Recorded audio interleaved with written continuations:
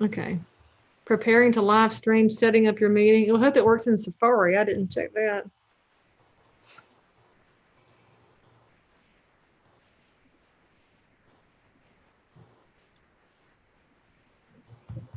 Yeah, you're on now. We're live. In Concord, North Carolina. Also an author. Also, don't need that. Now what? It took me. What do I hit? You're live. I'm live on YouTube or on Facebook? Facebook.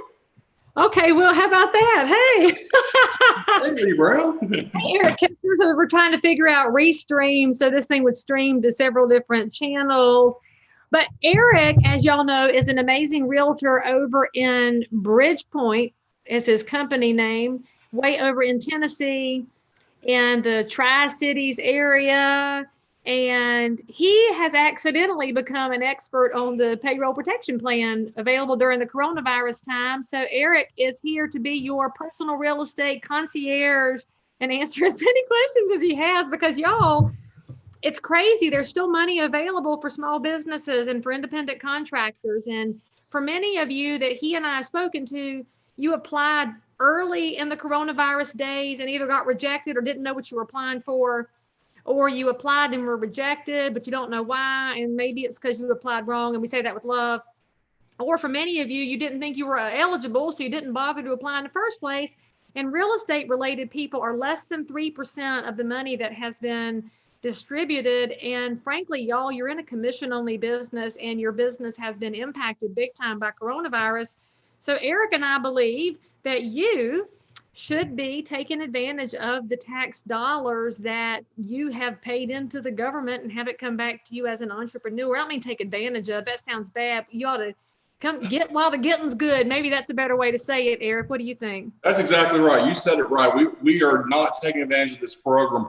This program is designed to restart the economy. So it's part of our job is to take advantage of the avenues that the government has laid out, because this money needs to be spent.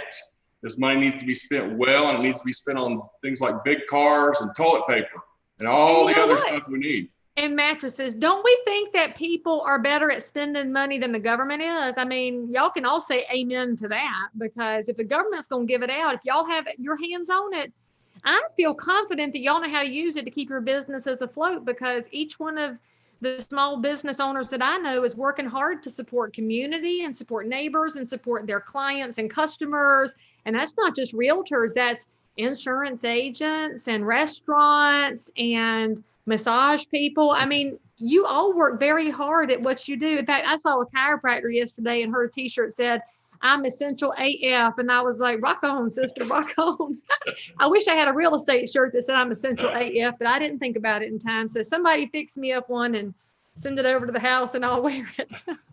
We also don't know where we're going to be in a year or 3 months or 6 months. We're going to be coming out of this whole thing with some big time unemployment, which likely will affect real estate and will affect the income of our members. And it's not just realtors, it's independent contractors, it's plumbers, it's anybody that gets a 1099 and has a business. It can participate in this program. So I would encourage you to be thinking about the future as we talk about what's happening today. We thought the first time you and I, Leigh, talked that this thing was going to end June the 30th, and we've got a renewal here all the way up until August the 8th. Which means apply right now. We're going to say this several times during this little conversation. Apply right now. Eric's going to tell you how. Yeah, exactly. The thing is, you need to apply right now because the money can run out and banks can stop taking applications. That's what we saw the first time. The money ran out, then they refunded it, and then banks stopped taking applications when we got near the date.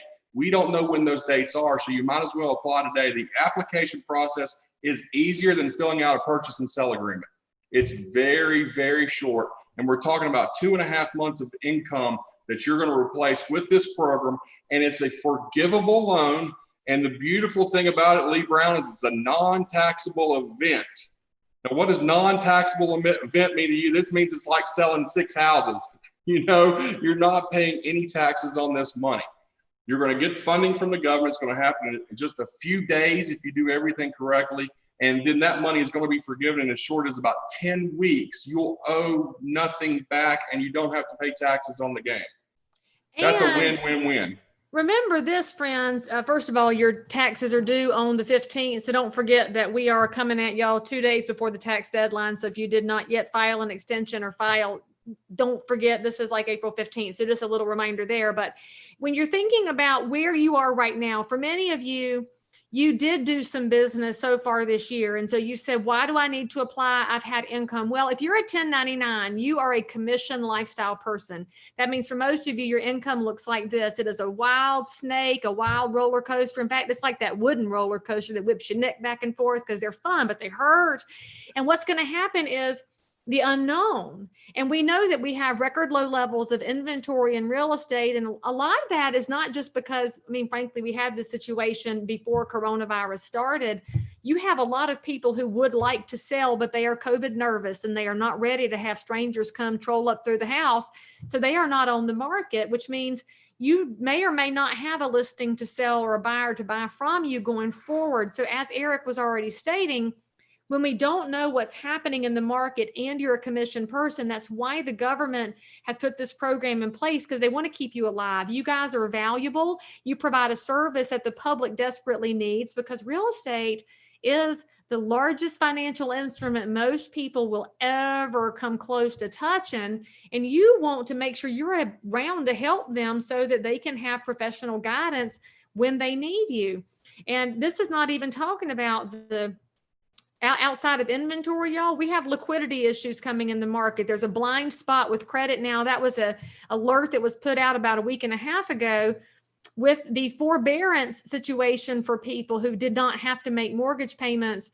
There was a rule that said their credit could not be negatively impacted, which means our people who lend money, they have a blind spot on people now. They don't know if you've got people who do or don't pay the bills, because our elected officials, God bless them, did not think to put a hardship test in with most of the forgiveness and forbearance that's out there, which also means there's not a hardship test on PPP. And is there a hardship test on EIDL, Eric? No, there is not. And the SBA has even further gave us more guidance as far as we're concerned. If you're not getting one of those loans in the PPP over $150,000, which you can't if you're an independent contractor anyway, they're not even going to look at our stuff. They consider us an economic hardship just because we're small and we don't have the access to capital. You know, these big corporations can turn into a numerous directions and shut down their Disney World for months on end, because that's just money that's coming off their balance sheet. It's not money that's taking food off their table. Well, in our case, food is could be getting taken off of our table. And it's also our responsibility as realtors. You taught me this, Leigh. We're community builders, right? And we have people in our database that are business owners that do not know about this program. We talked last time, how many beauticians did we talk to? How many stylists? My Mary Kay girl, April Landon, out of nowhere, this money was like manna from her, desperately. It saved her. Saved her. This kind of stuff is what we need to be sharing with the business owners in our lives. It's that important, because while you may be having a good year, I promise you some of these people, like your Mary Kay folks, aren't. Well, and I'll tell you too, those of y'all that are irritated and aggravated with the mainstream media, I'm just going to remind you, the reason this is not their top story is because most of those people are getting a big fat paycheck from their corporate leaders, and they sit in their little air-conditioned condos. They're not feeling the brunt of this. I've talked to a lot of realtors and I've talked to a lot of small businesses that this has been ridiculous and painful, and it's challenging their families and their futures. And this matters. And so it actually becomes your job, whoever's watching this, whether you're a realtor or not, maybe you're just one of my friends or Eric's friends, and you're looking at this and you're like, well, I applied, I'm good. Look, go spread the word, y'all, because this should be the top news story. This should be our mainstream media should be telling people, hey, friends, available help is out there. Here's where to apply for it. Click, click. Instead, they want to fuss about other things. You get to be the supportive person in your community that lifts up your neighbors who are out there trying to get a business going. I can think of several businesses that we have reached out to, and I have reached out to my local business development crowd in downtown Concord, and I've reached out to the chamber to make sure that they're pushing this information out. They already were, because I'm I've got like the best people in the world in Concord, but wherever you live, they might not be. So spread the word. And remember, a lot of your friends and clients and neighbors that are small business owners or independent contractors, they may be tuning us out because they're like, I applied, I didn't get it, screw it. No, go back to them and say, hey, try again, because it's been much more clarified now than when they first rolled it out. I mean, Eric can back me up on that. They didn't know what they were rolling out when they started, and they're still cleaning it up as they go. So we're fully expecting there'll be better benefits down the road because more and more is getting forgiven every day. And that was the proof. It was in the pudding that after we did our last live, we had emails that came into both you and I saying that they had applied. And when we tracked it down, what they had applied for was, which is also a great program, was the EIDL. So if you applied, I'm one of those people. It was easy to apply for, but that's fine. So if you applied at SBA.gov, you didn't apply for the PPP program, which is what we're talking about today. You applied for the EIDL. Likely you got $1,000 in your bank account, and you heard nothing else from the Small Business Administration because they were so backed up now. Now they've also restarted that program. The advances are gone, but it's a great program, especially if you have a big real estate team or a firm or you're a contractor with employees, because they have repayment terms up to 30 years. Now, when have you ever gotten a loan for 30 years that wasn't on a house at low interest rates? Right, so the rates are like below 4% for the people I've talked to that got the big loans. And Leigh Brown, when you're in office, this is a program that we should already have in place, even when we're not doing these pandemic stuff. This is how government can help business, and that's give them access to capital, where they're doing it through the SBA this time. But your folks, they didn't apply for the PPP. The PPP had to go through a bank or a lending institution or somebody like PayPal or Square. If you did not apply at one of those places, you haven't even applied for the PPP yet. You must know the difference in the two. And by the way, your local bank might tell you they're capped out, they don't have any money, or they'll tell you have to have accounts there. We're seeing reports of all manner of made up rules. And frankly, it's because there are some bankers that like to help their clients, and there are some that are lazy. And so that's why you have alternatives like PayPal and Square and Cabbage with a K, by the way, which they support small business funding anyway, but there's lots of alternatives out there. Our suggestion is to go check. And by the way, this is the reason I use a small local bank instead of a giant bank, because they go to church with me and have to look at me in the Chick-fil-A. And so they are generally better taking care of me than some random big face from the internet. Yeah, always check with that local lender, because here's why. The local lenders are making money on this program too. It's helping them out. They're making 100 basis points on each loan, and they have no liability, right? The government is guaranteeing these loans. They make 100 basis points. Likely you're going to get forgiven and paid back. They make their money and everybody moves on. So check with your local lender. If they're not doing PPP, check with the bank next door. Somebody in your town is doing it and they're understanding it. And by the way, so let's give you a quick breakdown of the acronyms. PPP is? The Payroll Protection Program. EIDL is? Economic Income Disaster Loan. Now, the EIDL, friends, remember that was changed midstream to say it was for agricultural concerns only.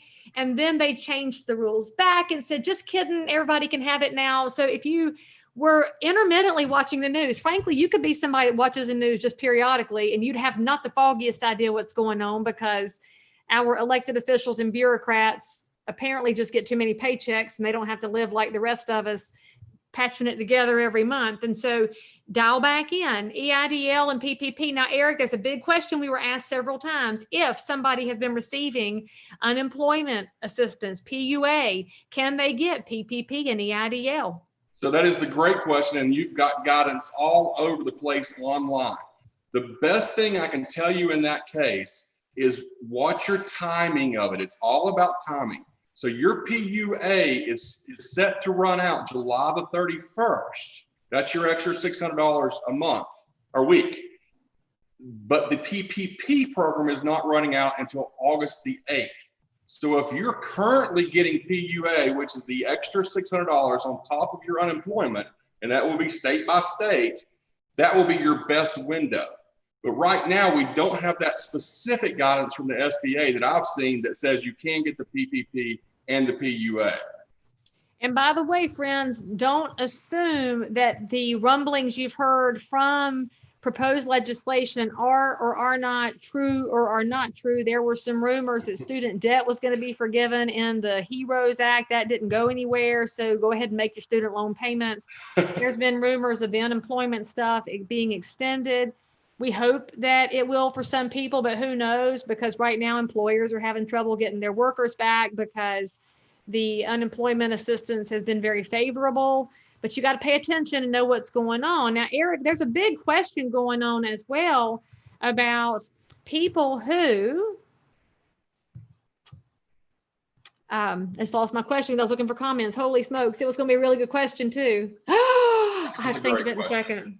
Oh, I had a senior moment here. My bleach blonde hair messed me up. Let me tell you, while you're thinking about it, here's also a great time if you want to learn more about government or teach your children how government operates. Watch the Congress over the next 4 weeks.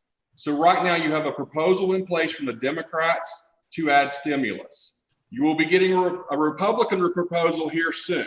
All right, so let's consider it this much money on one side and this much money here on this other side. In every other part of the world, husband and wife, one wants a boat, one wants to get a new car. They would meet somewhere here in the middle.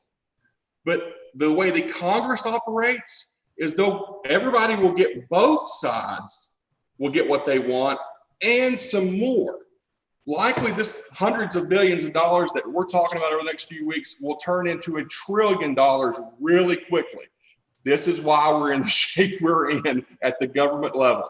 Did you think of your question? All right, I did not think of my question because now I'm reading comments. And so whatever question it was is long gone. But, you know, I've had children, so that's why I have no memory. Okay, so we do have 2 questions over here in the comments. Yes. The first one is, Chris is asking, she applied for the SBA EIDL. She got denied for the loan, but she got $1,000. Was that a gift or a loan? My guess would be that would be the forgivable advance. That's an advance. That's yours to keep, Chris. But what happens if she gets denied for the loan? Can she apply for something? She can still apply for the PPP program, and she can reapply for the EIDL. You have one chance to reapply, but make sure you do the PPP first. I would go ahead and get that in motion because it'll take a long time to get your get that returned on your EIDL. So yeah. All right, Chris, go check that out. And then Dawn is asking, can a person get both EIDL and PPP? Yes, yeah. Dawn, yes. So absolutely. The difference there, and this is likely to change, so let's don't get in the weeds. The advance you get from your EIDL, you're automatically, you've already applied for the EIDL, you've got $1,000 advance. That's gone now. But if you've already gotten that $1,000 advance, that will be part of your forgiveness on your PPP. But people applying for the EIDL now no longer get the advance, but you can do both.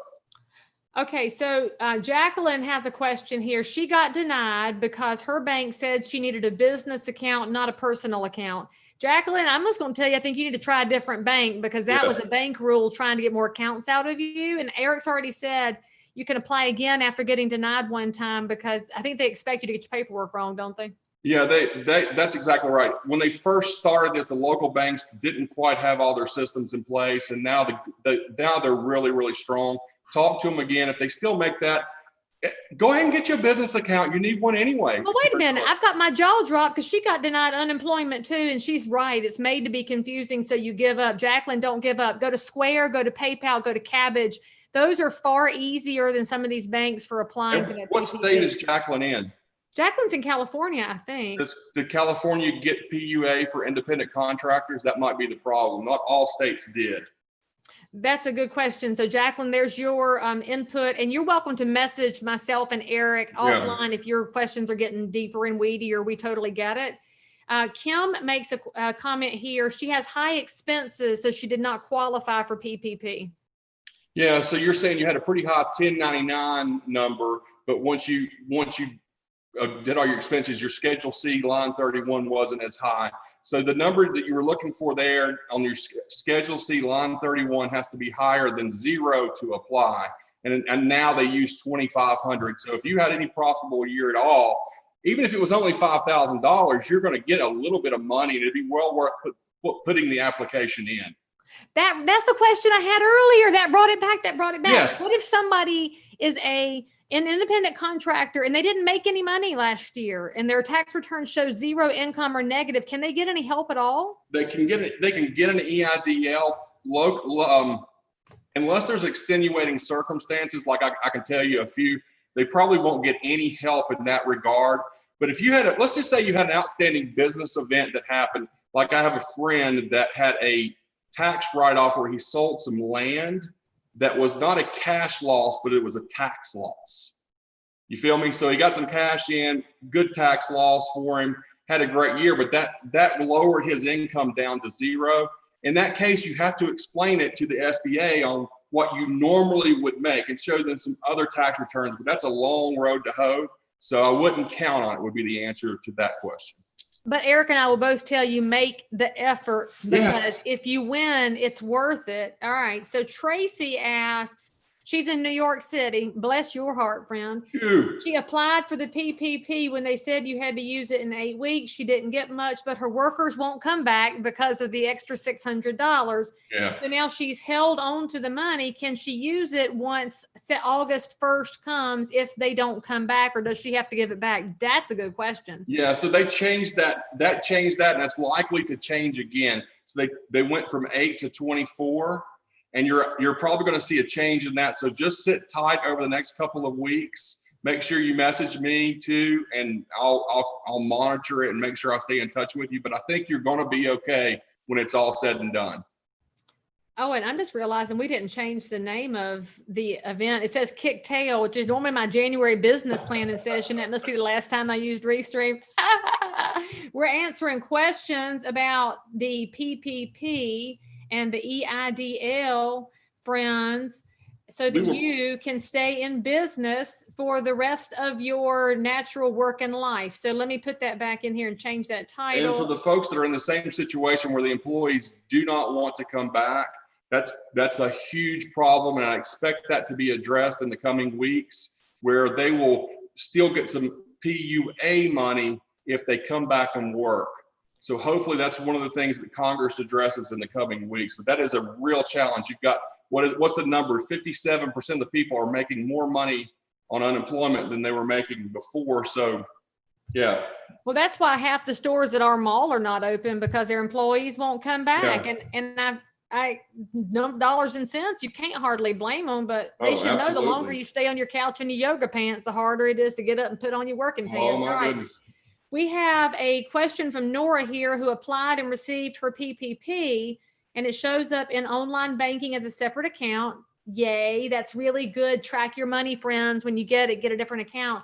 But she noticed that $760 was taken out. Was that an application fee? And she's being charged interest. That's not right. Nora, you need to call your bank and pitch a flare and fit, because I think somebody needs to account for the dollars in there. No, it says it showed up as a separate account. Is that your account in your name? That's something is messed up there. I would probably march myself down to the bank and pull a Beverly Goldberg and declare you need some line itemization for what's going on with that account. I don't even think legally they can charge any kind of a fee. Like they can charge a wiring fee of like $15 or $20 or something like that. I don't think they can charge a $760. I don't think they can either. What is that, 5%? Yeah. That's a lot of money. There's something wrong there. Nora, go pitch a fit. You're very good at that because you're a smart, passionate woman, and go do it. Lauren wants to know what you can spend your EIDL on. Are there restrictions like PPP? Oh, yeah. Did she say EIDL or PPP? EIDL. Oh, man. So really, you need to get guidance from your accountant if you get the EIDL loan, because it is not as specific as the PPP. The rules are not as clear. They don't want you to spend that money on expanding your business. They don't want you to spend that money to pay off loans. If you have loans that are maturing within less than 12 months, you can use that money to pay it off. So if you've got a car that you owe in your business, you're using the business and you owe 20 grand and you've only got 10 more payments, that is a suitable use for that money. You could use your EIDL money to keep making payments, keep making lease payments, mortgage payments, telephone, cell phone, all that kind of stuff you can use your EIDL for, but you can't use it to expand your business, and you can't use it to pay off a loan that's a long-term maturity. But if you're smart about it, right, now think that through. If you're smart about it, you still have other money. So maybe what you do is you put the EIDL in one account and use it for everything legally possible, which means there's going to be money not coming out of your normal account for rent and insurance and those kind of things, which will allow you to use your normal account to pay off something of value. So wait a minute, let me ask you a question here. And I'm not an accountant or a financial advisor or an IRS collector or a treasury official. So by the way, neither is Eric. We are just realtors. Most of this stuff up. So. We're trying to help. We're just trying to help. So if you don't know, ask your tax advisor, your tax collector. I mean, don't ask your tax collector, nothing. Those jobs, you don't eliminate some jobs. Just cut out the IRS. Can I get an amen on taxation? 110,000 of them. Anyway, what I was going to ask is, you can't use your EIDL money to expand your business, but you can use it to pay your business bills. And so what if you're buying marketing for your geographic farm neighborhood? Could you pay the bill for your marketing, which is to maintain your existing business, but might accidentally grow it? Absolutely. So if you were already had that geographic farm going, what they don't want you to do, let's say you're already on the Boomtown platform, you would be fine just to continue to pay that Boomtown bill with the EIDL. Why? That's $1,500 a month to use. What are y'all doing? Anyway, I'm just saying. Did I say that out loud on the live? I got boomers and I got chimers. It's okay. It's a lot of money no matter what. What I do like chime. Is to go out and add a Boomtown or a chime or something like that, but because you got this money now. They want you to continue paying, but if you're smart about it, you can figure out how to do it. So what if somebody waits tables and they're saying they went back to work? They said, I want to work. I miss my regulars. I can only wait on a few tables a little bit. So they're getting less money than they normally would have. Can that person apply for PPP and EIDL? Do you know? Yeah, no, not a person going back to wait. Oh, wait a minute. You're talking about a realtor as an independent contractor, and now they're getting a side job. Is that what you're saying? It could be anybody working a side job. Anybody's working two jobs. That's a good question, actually. If somebody's working two jobs, can they apply for PPP or EIDL for both of them if they have multiple businesses? If they a have lot of realtors do property management as one business and selling as another one. So what they're going to do is, if you apply, they're looking at let's go PPP first. If you're looking at the PPP and you have multiple businesses, you would combine all of your Schedule C's, line 31s into one number, and that's how they're going to get to your PPP number. So you could have 3 different businesses, and you could be an employee if you wanted to be somewhere else, but they're going to look at those business incomes. Now, where you get a little bit different is if one of those businesses or all those businesses are a partnership or a 2-person LLC, it's a whole different deal. Then you're looking at your 1065s and that number over there, line 14 on your K1s. This is another reason for your business partnership between you and yourself and you. So me, myself, and I are the holy trinity of my business partnership, because I don't want to have to rely on nobody else to decide. Well, that's the problem. A lot of times when people set up their LLCs, they just put their spouse on there just in case something happens to them. Well, if you do that, in this case, you're going to get hurt a little bit when it comes down to the PPP.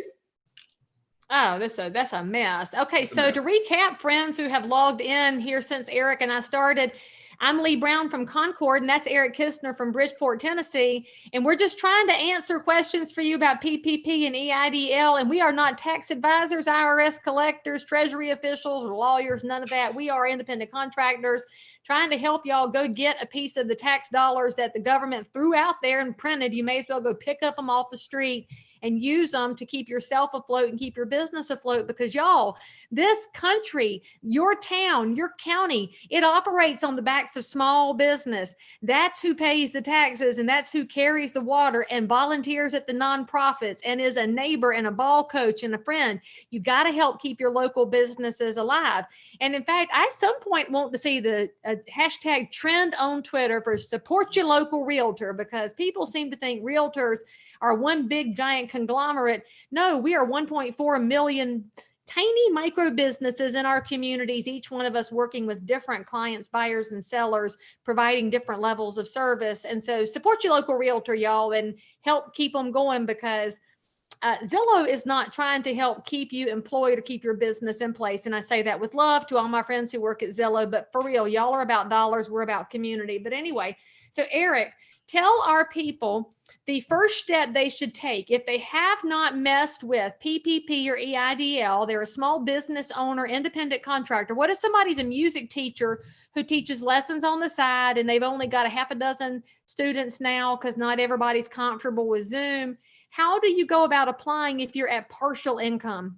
Yeah, so if you have a Schedule C in your tax return from 2019, you qualify for the PPP program as long as you had income, all right? And that doesn't matter if you're a realtor, a plumber, a music teacher, as long as you fill out a Schedule C, that's it. That means you are a business. Now, you could work full-time at the factory down the street and have a business on the side.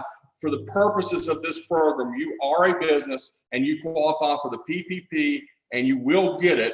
And you also qualify for the EIDL, and you may or may not get it, but you will definitely get the PPP money. It has nothing to do with your credit at all. It's all about finding a lender that's doing it. Find your local lender. If they're not doing it, find the next door lender, find it. If they don't do it, go to PayPal, go online, go to Cabbage, find one of those places. What we're talking about is taking your line 31 Schedule C. If you divide that by 12, that tells you your average monthly income. And this is where realtors get tore up, because we don't normally write ourselves a check each month. We usually get that commission and go spend it on shoes and purses and boats, right? But for this case, we're dividing it by 12. Now, Leigh will tell you about the 40, 30, 20, 10 program if you get into her coaching program, but most of you all are on that. So we're going to divide that by 12, and that gives us our average monthly income. That number times 2.5 is the number and amount of dollars that you qualify for as a PPP loan. And when I say loan, don't get turned off, because if you do it the right way, this loan is forgiven and there are no taxes on the loan. So it is free money. It's like manna. Well, you have to take advantage. They paid for it. I mean, y'all been putting taxes into the system, so nothing's free in life, but it's included with your taxes right now. So that's kind of like being a realtor and not going to nar.realtor and taking advantage of the tools that you have. You paid for them, go get them. We're telling you, you paid for this, so go get it. But speaking of forgiveness, you've mentioned it a couple of times, and the president of Arizona, that's not the president of Arizona, wrong Mary, just kidding, Mary Edwards, you're very special too. She says, has anyone seen any forgiveness yet? And has there been any documentation to come out? Mary, I will tell you, the Treasury keeps changing rules like all the time, because they're kind of making shit up as they go right now. Yes. So I don't know if anybody's seen paperwork on that. Have you, Eric? We have paperwork, actually, and Michelle has it on your blog, and she'll have to chime in where to find that, of course.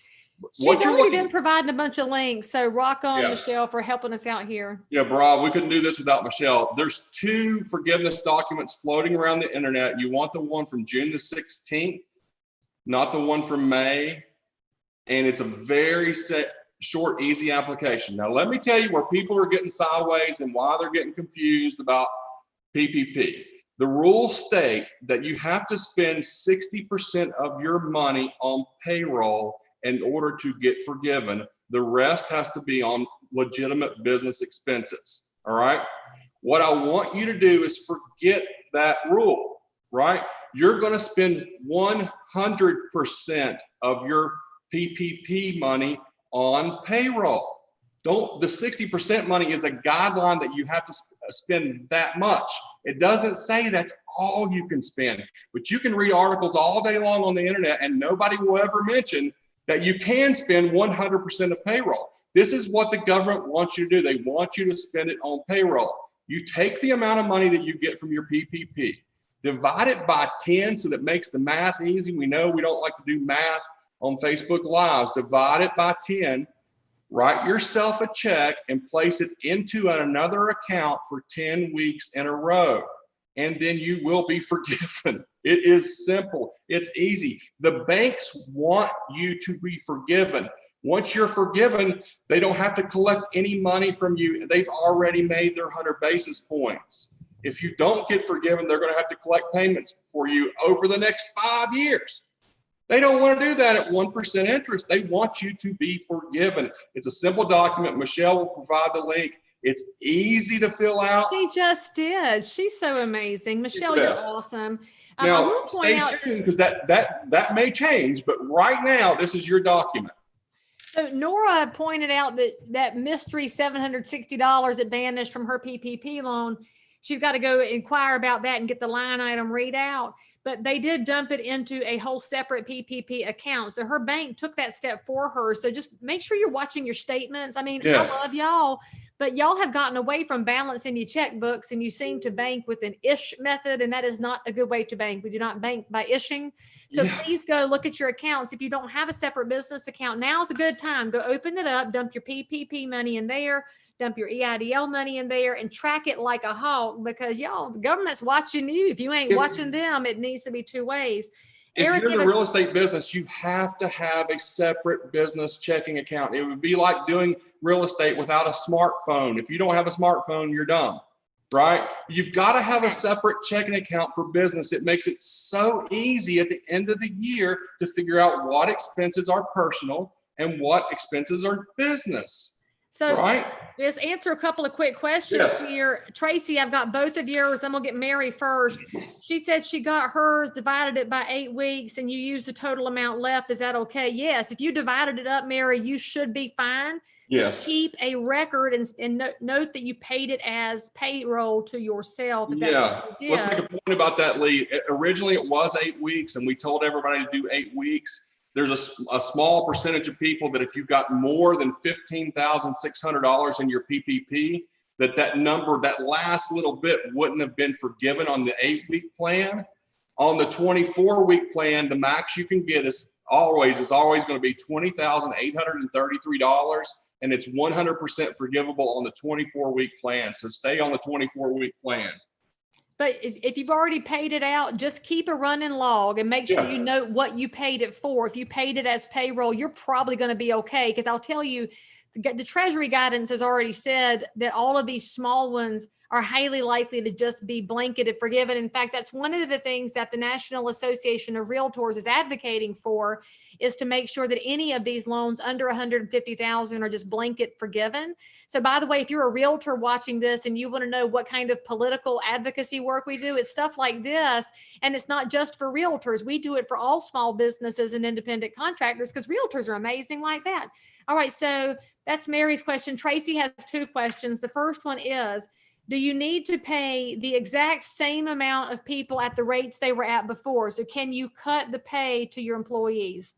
Yeah, so you get into if you have employees and you're not just an independent contractor, you have a whole different wheelbarrow of stuff that you're going to have to go through.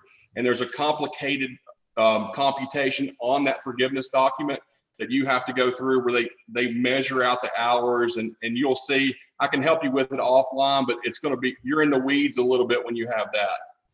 So that's a very good question. So follow up with Eric. Eric probably needs to be charging a consulting fee for all this work. Instead, he's probably just going to charge you to buy a mattress and come to Tennessee and pay him some referral fees. He's great as an agent.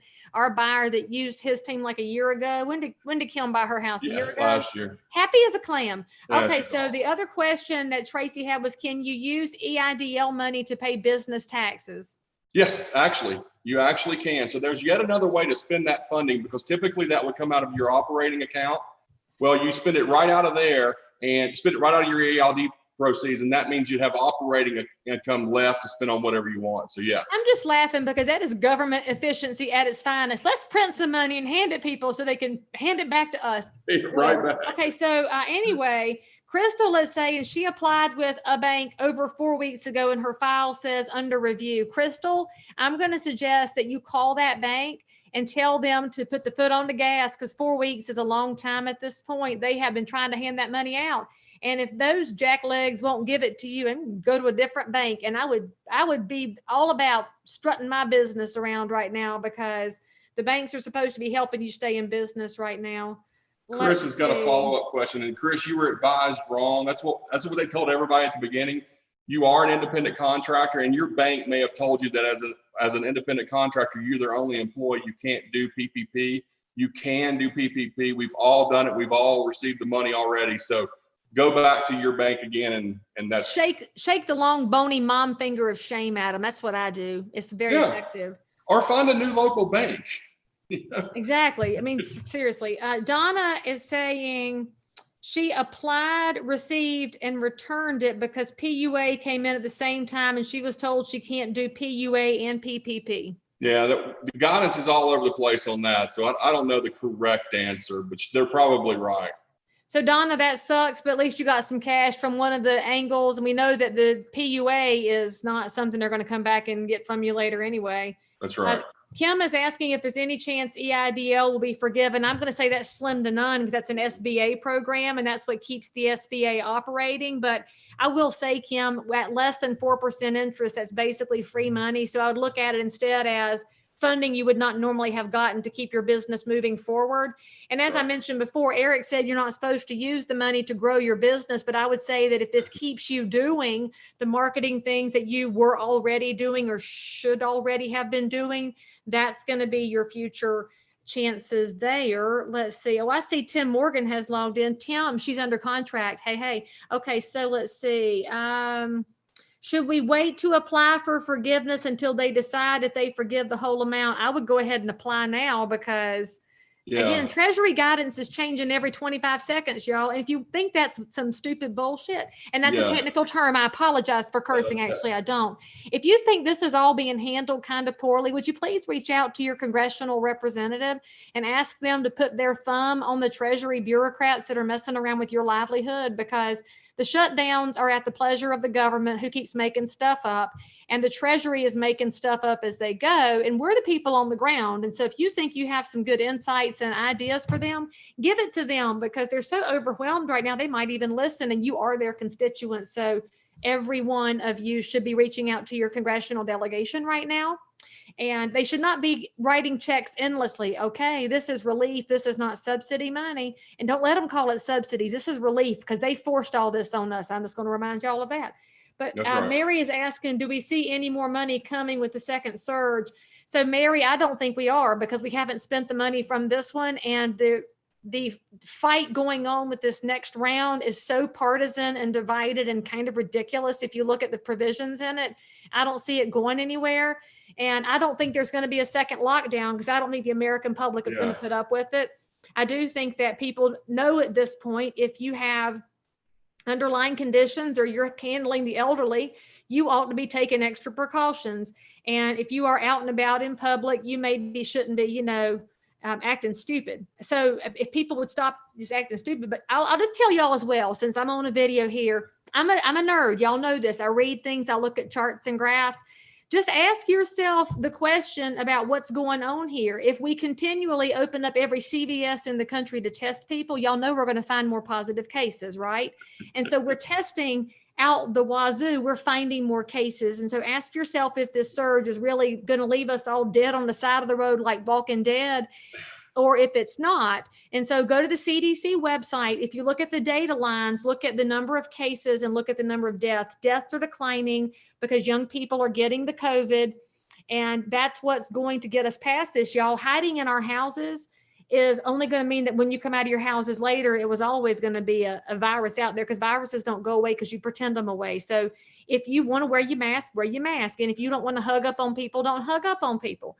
And we can't do fun things anyway because all the fun's been taken away from us. And so just be an adult and don't lick countertops and don't sniff doorknobs and touch your face with it. I mean, I'm pretty sure if we all washed our hands, we'd be fine. But anyway, that's just don't let the media tell you how bad it is. Look at the daily death rate. Don't look at the accumulated death rate. Look at I think the daily death rate yesterday was like 71 deaths across the country. And so also remember, they're fussing at us about the hospitals being at 80% capacity. Well, spoiler alert, that's the normal capacity because the hospitals had a backlog of people who had their surgeries delayed because they weren't essential. So just put your critical thinking hat on. That's all I ask. And I tell you right now, I think we're on a continuum, Eric, where people are either over here on this end where they think we're in the Walking Dead and we're all going to die, or this side thinks everything's a hoax and there is no virus. The real world is probably somewhere in the gray area where most things are. So that's why I say put your critical thinking hat on. And part of critical thinking is to go in and pay attention to what's available to you, because we have experienced I hate to say it's unprecedented, but damn it, it's an unprecedented economic event anyway. And Leigh, take advantage of it. If we get more money, it will be with more strings. So if there is a stimulus, it will be because that you have to spend it on vacation in America or something like that. It won't be what we've just gotten, I don't think. Well, then maybe I can get forgiveness on my Great Smoky Mountain adventure we just did. I highly recommend going hiking in the Great Smoky Mountain National Park if y'all need something to do. It's delightful. All right, we have a question here that I received PUA for February through May, then got PPP for the dates after that because he stopped applying for PUA. Connecticut said he's entitled to both, and then he says so. Yeah, I think it's guidance is all over the place, and it's probably coming down to state by state because your unemployment programs are run by the states. The PUA was an overlay on your state unemployment. So yeah, if they say it's good, let it go, make it happen. And Michael, because you're in Connecticut, they probably do have a more robust program than some of the other states. And so I would go with the state guidance, and I would just keep applying for everything. And frankly, with the way your business is growing and the great job that you do as a realtor, I would make sure you've applied for the EIDL, because remember, that's SBA money that's separate from the PPP. And you will use it wisely to grow your business, even though you're not supposed to grow your business. I mean, whatever, staying in business right now is growing it. And so I would say go after it. Yes. Chris is saying she'll read up on the PPP. She was advised only to do EIDL because she's an independent contractor as her only employee. Chris, when you are the only employee, you're eligible for PPP if you made money. Now, if you made zero last year, you're not going to qualify for anything, but go take a look at it and go get it. Lauren gave us a hot tip here that she got her PPP with Lendio. I've never heard of Lendio, but I like them because they gave Lauren good results. So thank you for that, Lauren. And let's see, that's the rest of those commentaries there. Let's see.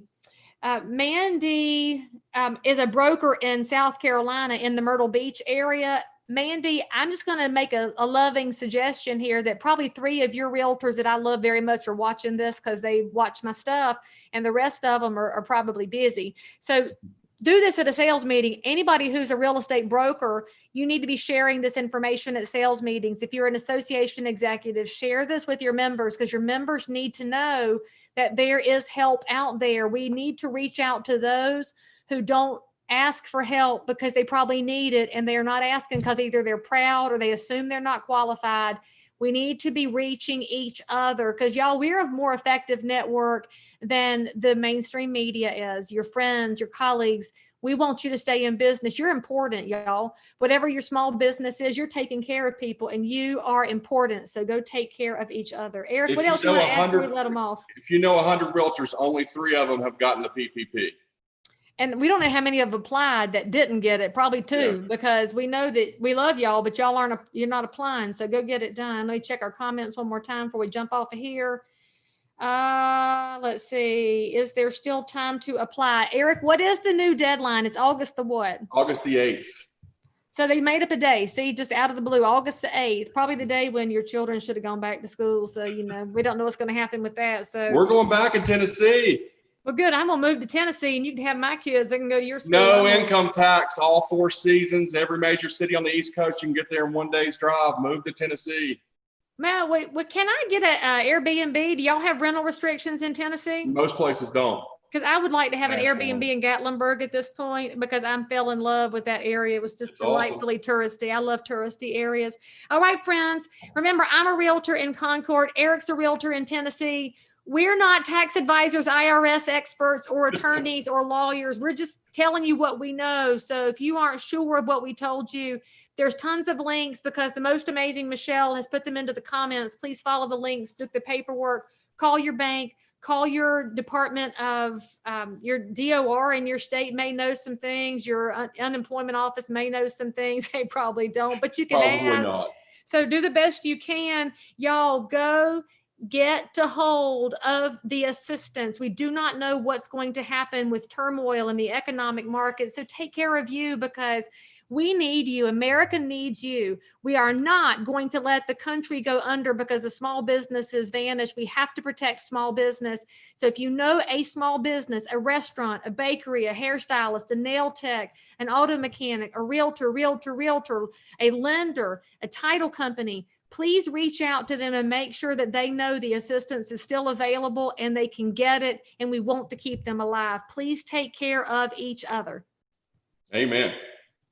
And Eric, I appreciate you. I appreciate you. I'll see you next time.